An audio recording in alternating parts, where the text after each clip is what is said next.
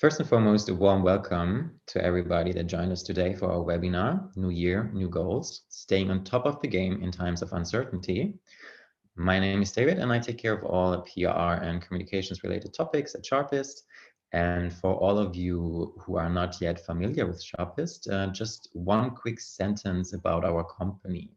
So what we do is we support organizations to develop their workforces through one-on-one digital coaching and personalized learning. So employee well-being is one of the key factors we want to drive with our solutions. And this seems to be a more important topic than ever actually to tackle, especially with all the uncertainties and the circumstances we are facing in the last month. So we are very, very happy to have Betina here today with us, who will tell us a little bit about the importance actually of setting goals amidst or despite the uncertainty of the current times, and how each and every one of us can stay on top of one's game and do something for one's own well-being. So we also allocated some time at the end of Betina's presentation to answer your questions. Feel free to add them in the chat during the presentation. I will collect them and then we can answer your questions at the end. But yeah, enough from me. I will hand over now to Betina. Great, thank you, David. Hello, everyone, and thank you for carving out the time to be here with us. My name is Betina Massarino. I'm coach at Sharpist, and I also like to define my work, my job is more as a human talent developer. My professional career started as an executive film producer, and I worked in that industry for almost 20 years. And the part of the job that I liked the most was the challenge. I don't know, as special effects would not work right or quite well. There would be a location that would be difficult to access. We had to find actors with peculiar characteristics. So all those things were, were the part that I liked the most, because I liked to think of my role as this Paris Dakar rally, the pilots of those rallies. I mean, that was the way I saw my work at the time. There was a lot of adrenaline. We had to solve a lot of challenges. We had to work in teams. And there was a lot of fun. I mean, stressful as well, but a lot of fun. And 12 years ago, I decided that maybe there was enough of adrenaline in my life, and I decided to move into coaching. And of course, I use all that experience and transfer that experience to the work that I do today. So I am here to talk about how to stay on top of the game in times of uncertainty, and I want to share my lessons with you. So here we are. It's New Year's Eve 2021. Taking stock of our learnings, we realized that the past 2 years have shown us two things. One is the extraordinary evidence of human resilience, the capacity to adapt, and for setting new goals and for making plans. The second is that the current circumstances put us in a place where we have no idea how this year may play out. Sometimes ignorance is a bliss. But let me talk about another New Year's Eve, 31st of December 2001, and the location was Buenos Aires. 20 years ago, Argentina started the millennium with a crisis of epic proportions. From one day to another, the government prevented us from withdrawing the savings from our accounts. During that December, we had 5 presidents over a period of 10 days. I know when I tell this story in Europe, or moreover in Germany, they think I'm talking about science fiction, but it was true. Since it was not possible to get Argentinian pesos from the banks, the financial system was broken, many provinces launched their own money. So meaning that we had, over a period of a year, we had multiple currencies in one country. It was summer, it was hot, the mood was heated, and people engaged in protest that became known as the cacerolazos, because people would bang pots, metal pots, on the streets to make themselves heard.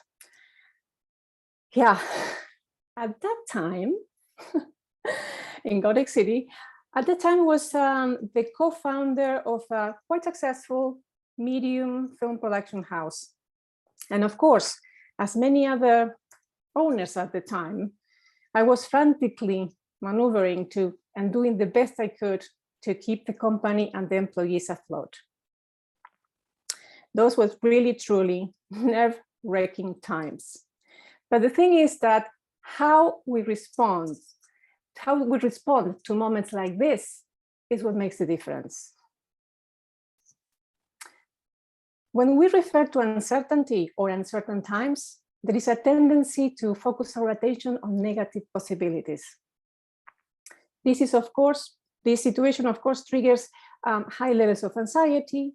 And because we are in that mood of anxiety, we are at the risk of responding by judging too soon or too simplistically, delaying decisions until it's too late, and then we pay the price of our lack of courage. We might react with anger, blaming the context or the circumstances, or we might pick a side and start a fight, or the worst option of all, denial. That is, waiting for the chaos to go away and expecting things somehow return to normal. In the case of my company, with a lot of work, of course, we made it through. And the situation forced me to learn new skills. And even when I wouldn't choose to go through that experience again, I'm however grateful, because I learned invaluable lessons through that. Those principles are some principles, are the same ones I use in my work as a coach. And I share with my clients all the time. And those are the same principles that I would like to share with you today, how to deal with uncertainties, but most than anything, to take a different perspective and to rethink uncertainty. So let's talk a little bit about uncertainty. What is? We tend to think of uncertainty as something that happens outside of us. Reality is uncertain, the situation is uncertain. These are all ways we use to describe the condition. And because uncertainty speaks about a future that we don't know. So, but what do we know? We know that certainty is feeling confident or being confident that events or habits that happened in the past will happen again in the future. So we can project. And so this is useful. I mean, the fact that we can think of the past and then project those expectations in the future is very useful. It's a strategy or mechanism that our brain developed in order to not only to save energy, but also to evolve, to grow. So we don't have to go back to square one all the time. But what happened when this consistency between past and future is broken? And we can't project, the experiences from the past. Imagine that we have our experiences in the past behind us, and we are like a projector, and we have in front of us a canvas that is flat. So in that condition, under those circumstances, when I project my experiences, I can see the image sharp. It's sharp, it's clear, I can predict, I can assess, without doubts. But what happens if that canvas is not flat? The image gets blurry. I can't predict and assess with confidence how things are going to develop. And therefore, I start feeling doubts and lack of confidence. So in that conditions, how do we put ourselves into the places of most potential? Because the point is, reality is what it is. It's information around us. the common denominator between this past and future is us. So it's us, the ones who create the idea of uncertainty in the outside world. So to put ourselves in those places where we can make decisions according to the circumstances, no matter what those circumstances look like, and respond in a repetitive way, I have to present to you 7 core principles that might help us to navigate the situation. First of all, work on clarity. I know it sounds like obvious, but 90% of the time we don't. And this is the most important decision we can make to move into the world. Decide where do we want to go. The other important aspect of this is, so if I have my destination, then I can define the journey. But in order to complete that, I need to be clear where I am as well.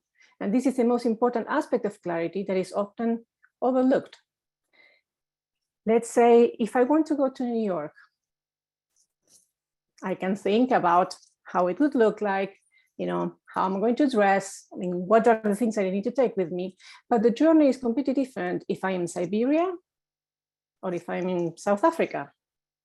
There are 2 different types of journeys. So it's important to have both ends of that stick. Where do I want to go and where I am now? Because if I don't know where I am now, that might prevent my possibilities to move forward. And sometimes we can face the situation that we don't know where to go. Well, then go and take stock of where you are now. Because knowing what you are, you can define if you like that situation and if you don't like it. If you don't like it, you can define which are the aspects that you don't like. So if I'm in Siberia and the weather is too cold, then I want to move to places that are warmer. So that, you know, narrows the destination to certain places. Not everywhere in the world has the same conditions. I will not go to the North Pole. So it's important to have clarity where to go, but also where is that I'm starting my journey. The other aspect is to read the signals. What does it mean? I have an example. Many years ago, I was trying to learn windsurfing, which didn't work, but I learned an invaluable lesson from that experience. And, you know, sailors, when they're in the middle of the ocean and the wind goes flat, and of course in absence of instruments, no? How do they know if the wind is coming and from which direction? So what they used in the past is through a spyglass, they will scan the surface of the water. Why? Because in the distance, they could see if the wind was coming. The wind will create a wavy surface. And with that information, they could see how far the wind was, maybe assess intensity and direction. And that gives them time to prepare the sails and to prepare the boat to start moving again. So when we are in that situation, it's important that we stay in the moment, define where you are, and start looking where are the signals that serves your purpose.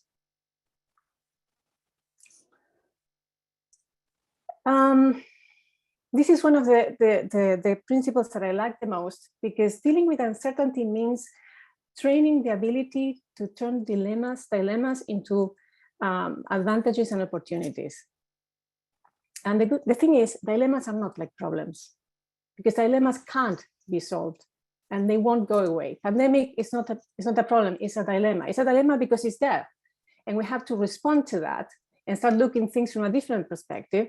But it's not a problem because we cannot solve it now. We can get vaccinated, we can wait until the curve goes down, but it's not something that we can solve and say tomorrow we don't want to have this pandemic anymore. We have been trying many things as a way to respond to that. So how do we think this differently? Because every dilemma has embedded in every dilemma there is embedded hope on the other side. And the good thing about dilemmas is that they're a great opportunity to create win-win situations and move beyond this system of thinking of win-lose that is common in the solving problems world. So if we can turn the coin and flip the perspective, we might find that there is the solution they're looking for is not as apparent, and is a door for a new opportunity, for a new reality. What else? Well, this is pretty self-explanatory, but let me give you an example of what does it mean. Usually we tend to read, this is related to what I said before about reading the signals. Usually it's difficult to decide where to focus our attention, right? And there are many things happening, phones, Slack, emails, phone calls, conversations, media. Those are all distractions. And from all those things, when we receive them, we can, start feeling down maybe for, when we see certain things that are happening in the world. Focusing on what is in your control means to make a list of the things that you have agency over and the things you don't have. Let me give you an example. I might want somebody to love me, but I can't make them love me. I can flirt, I can persuade and generate interest, maybe, but that's a limit. So what can I have control over?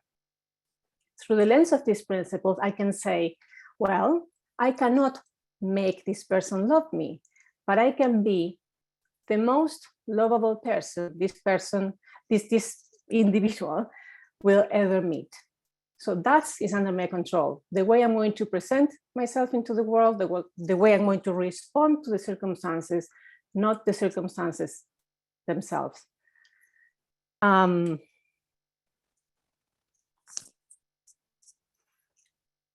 Don't fight, use forces.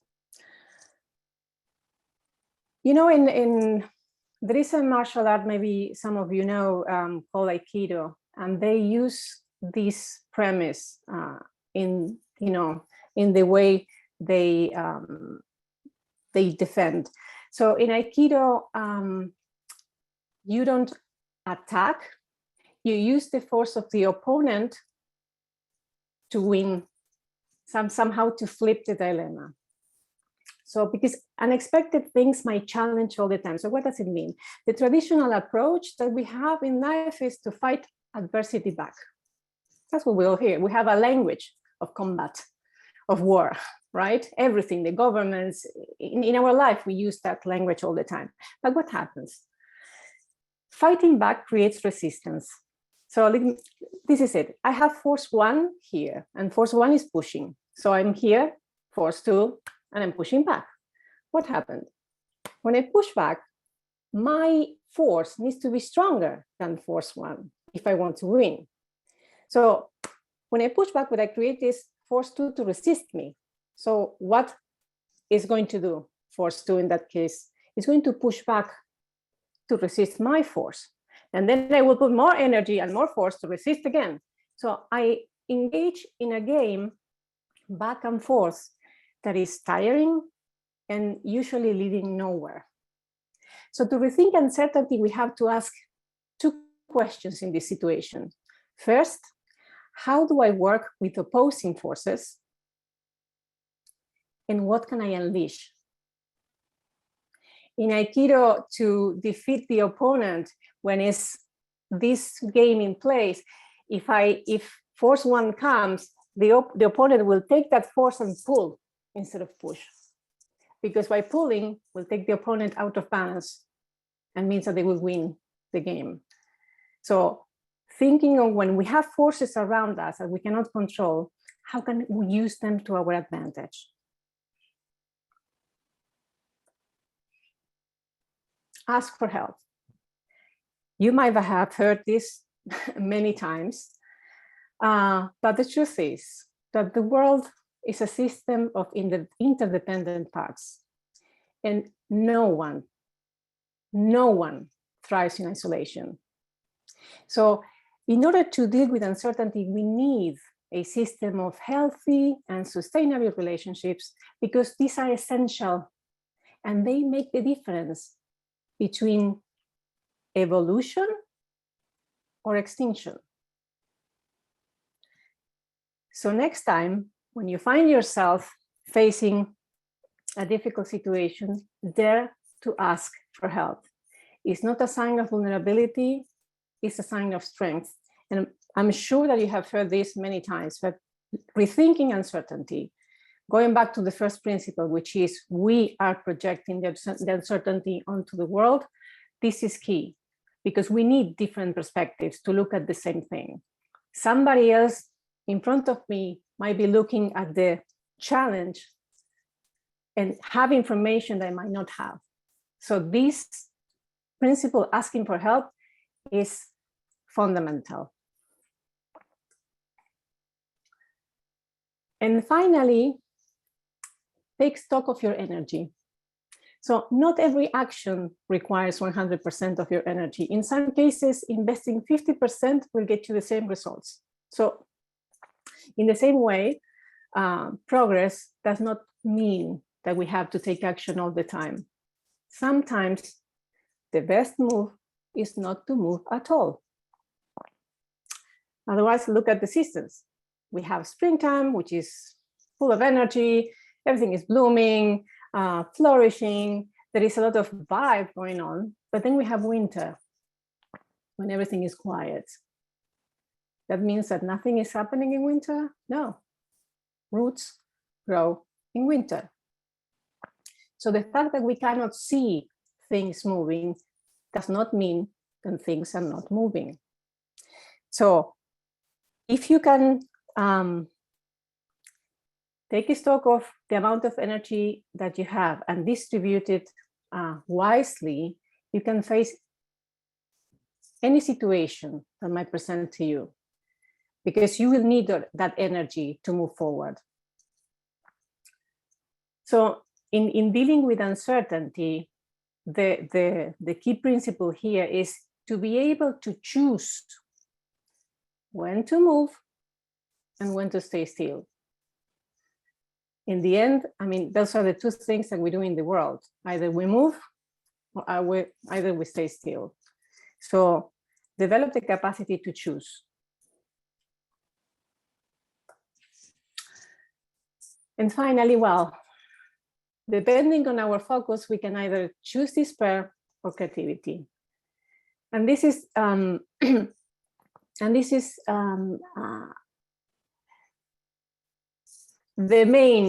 umbrella of these principles. That is our choice. How do we see reality? Is something that we can decide to change perspective and to look things from a different place. So certainty or uncertainty means that it's the difference between projecting the past and willing to make the future exactly the same as the past, or daring to look into what it is and create a new future. So whatever is waiting for us behind that door this year, be sure that you can manage if you apply these principles. So have a great 2022. Thank you very much. Thank you, Bettina, for this great presentation. So I would say I give every one of our attendees some time to digest. Maybe some of you already have a question. As I said before, feel free to put it in the chat, and then we can discuss this with Bettina.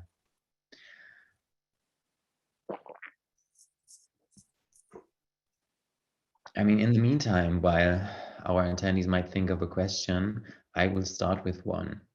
Sure. Oh, okay, we have one here. So let's start with this one. How do you use opposing forces to your own advantage, is Sophie asking.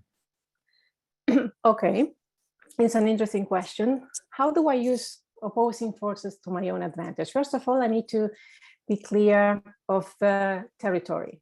In which territory do I am? What am I dealing with?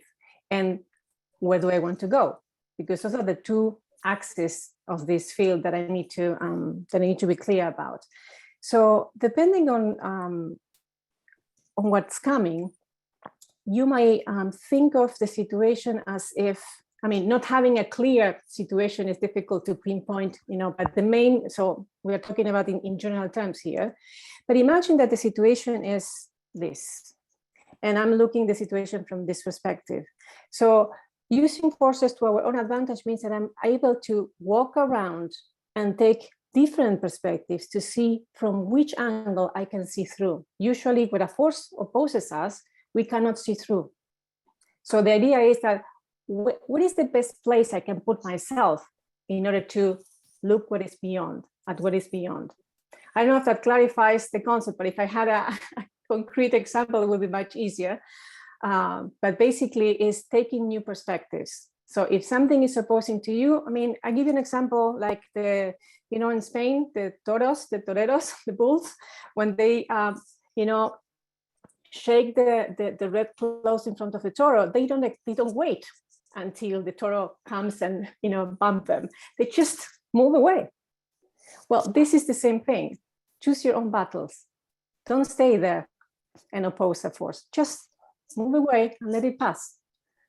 And then you can see what was behind. I hope that helps. Thank you so much, Bettina. So we have one question coming in from Sophia. This was very insightful. Do you have any advice when to put all these points in motion, in brackets, do the work, but things still don't seem to work out time and time again? When things don't work out, usually they don't work out for us. That means that probably the way we're looking at the world is not working, not the situation. The situation, as we said, is just external to us. It's just information. We make sense of that information. So probably it's time to revise if there is a new perspective on how we see things. If I do, I mean, we are what we repeatedly do, Aristotle said. So if I keep doing the same without, paying attention to what is around me, I would probably be making the same mistake over and over and over and over again. So it's good to take in the principle of asking for help. Ask for help and ask for different perspectives. What other people see in the situation? If the same story happens to me all the time, it doesn't happen to you. It happens to me. So that's tied to who I am as a human being. Asking feedback to other people, saying, what do you see in the situation? What are the opportunities that I have in this situation? We don't see our back. We see 360, but we cannot see what we have in the back. So asking somebody else to say, do I have something that I don't see, could help to find a new ways to operate in the world.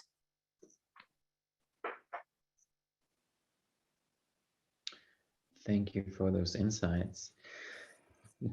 Guillermo also has a question. First of all, he says, thank you, Bettina, very insightful. I also believe that some contexts present more uncertainty than others, and that will depend on where I am. Few people managed to get even richer during COVID, yet they were already very rich. Comments, if there are any comments from your side, Bettina.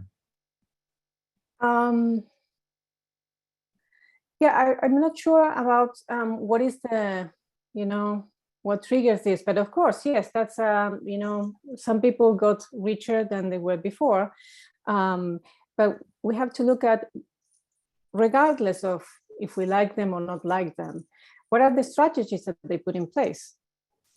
So because the situation wasn't less uncertain for them than it is for us. They might have resources and access to information that we don't have, but that doesn't mean that the situation changes. It means that they have different strategies to apply to the same situation. Pandemic, I mean, COVID was the same for all of us, taking into account that we have different resources. And, we know all the differences that we have in societies these days. I mean, all days actually. But we have to look at the strategies they put in place and try to understand, how do they look at the world? What do they see when they see the world? That's what makes a difference between being in a position that we like or being in a position that we don't like.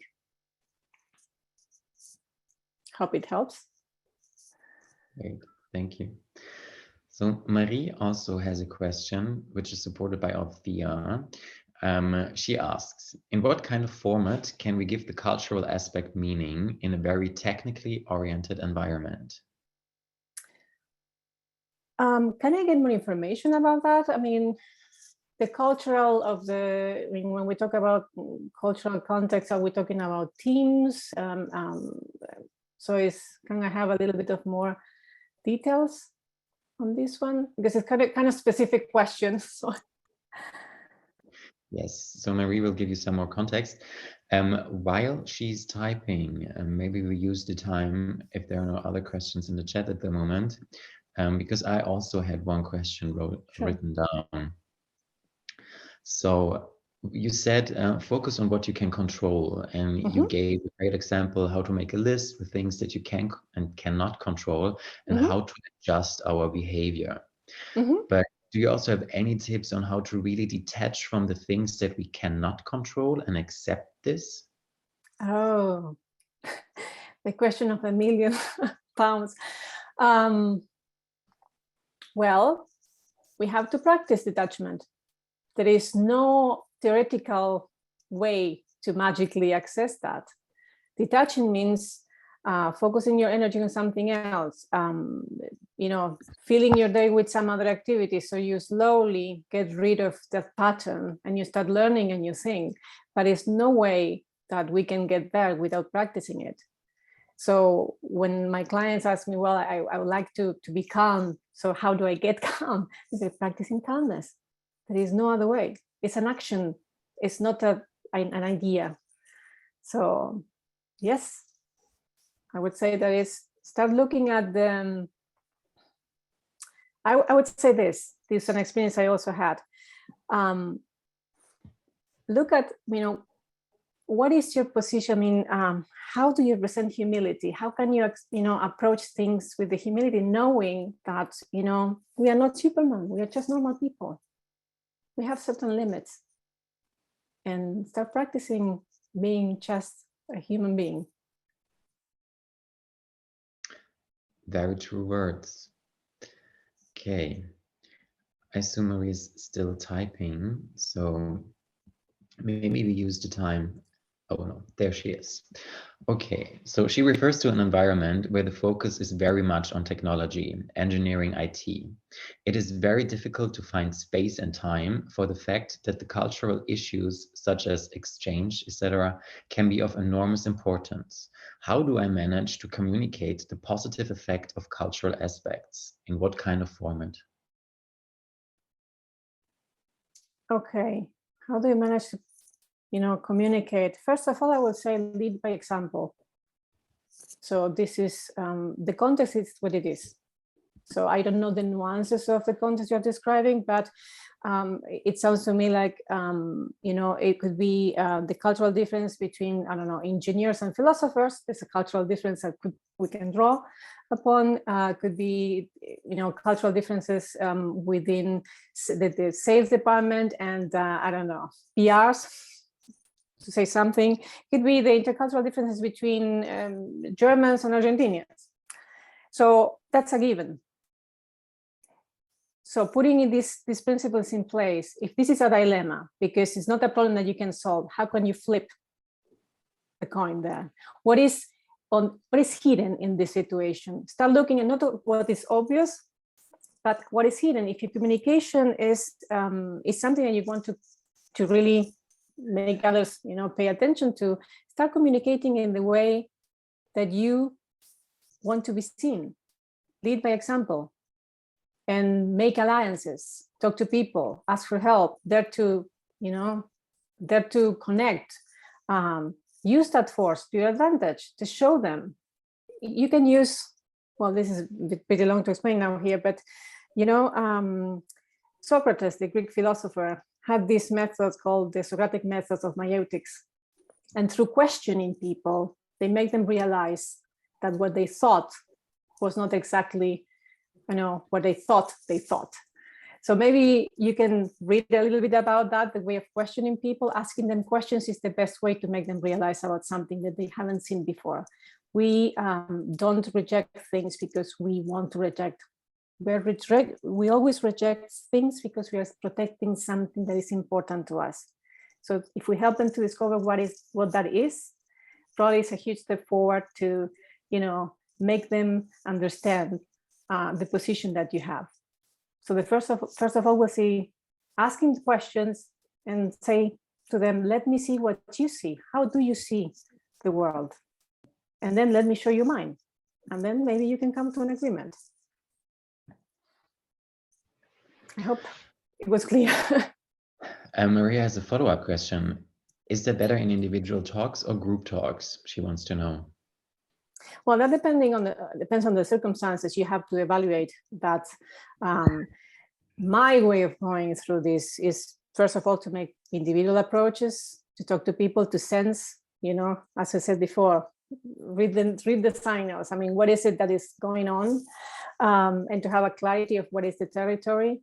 And then I might propose, this, we tend to say a discussion or an open debate, but I will say a generative conversation.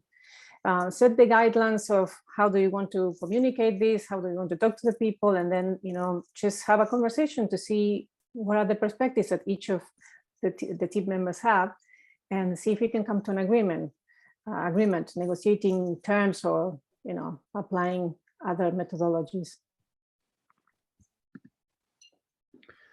Perfect. Thank you so much, Bettina. I guess there are no further questions now in the chat. So maybe one last question from my side that I wrote down. You had the point, ask for help.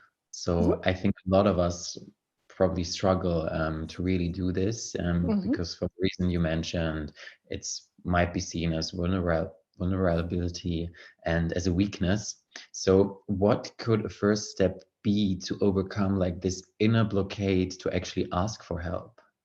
Good question. First of all, think what would happen if I ask for help. So because that will uncover the fear behind asking for help.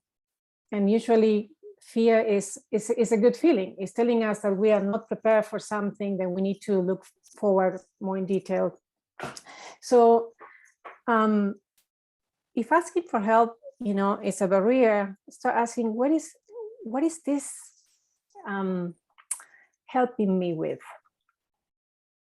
What feels protected if I don't ask for help, right? So, and then when you get to that point, start asking, well, what are the pros and cons of asking for help? How can I protect what I want to protect, but still ask for the help I need? So in that way, we can look at what is behind the behavior, because asking for help or not asking for help is not in itself something. It's something that we do because we want to, keep safe something that is really valuable to us. So just to clarify, ask yourself what would happen, and then try to find out what is it that is your biggest fear, and see what is the assumption behind that, and see there are other ways that you can keep that protected, but move on and ask for help. Great, thank you for that. And Marie has also a question that's connected to this, and actually, how to motivate other people to ask for help.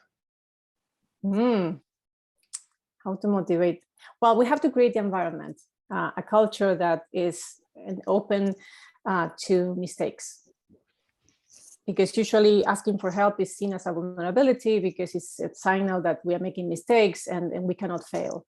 So if we create a culture of where failing is okay, that it means that it's the opportunity to prototype again and to iterate over that prototype, and we can through failure we can find new things. So if we look at failure as feedback rather than something that is wrong, probably that will create the trust in people to share and to ask for help when they need, because it's a matter of trust, and trust that the system is not going to fire back to backfire to me.